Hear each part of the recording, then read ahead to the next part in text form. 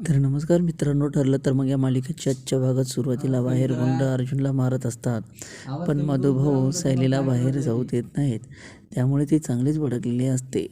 यावेळी तिच्यातली मुलगी नव्हे तर एक पत्नी जागी झालेली असते.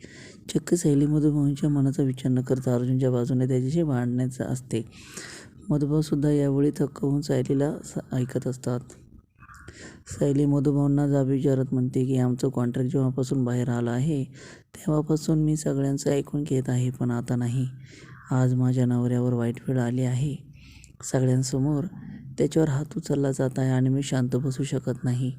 तुम्हाला जेव्हा पोलिसांनी अटक केली तेव्हा कोणतेच वकील तुमची केस लढवायला तयार नव्हते. प्रत्येकाने मला एकच सांगितले की हे केस फक्त अर्जुन सुभेदारच लढू शकतात.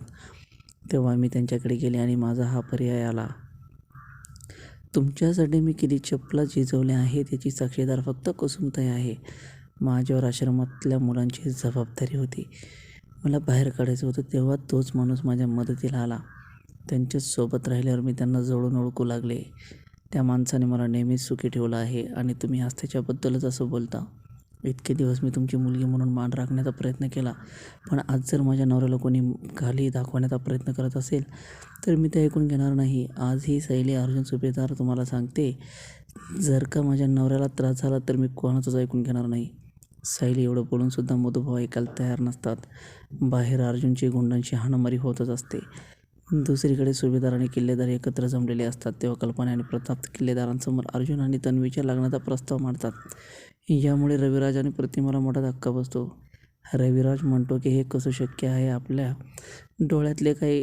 डोळ्यात एकच काही घडलं आहे तरी पण तुम्ही तन्वीचा हात कसं काय मागू शकता.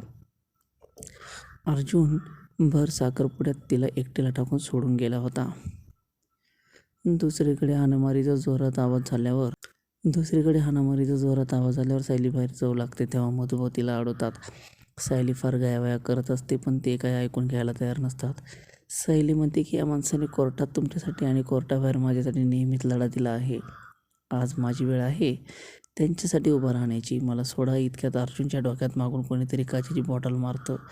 हे बघून सगळ्यांना धक्का बसतो आणि सायली जबरदस्ती मधुभाऊंचा हात झटकून अर्जुनकडे जाते. अर्जुन बेशुद्ध पडलेला असतो. सायली अर्जुनला मारणाऱ्याला कानाखाली मारते आणि अर्जुनला उठवण्याचा प्रयत्न करते.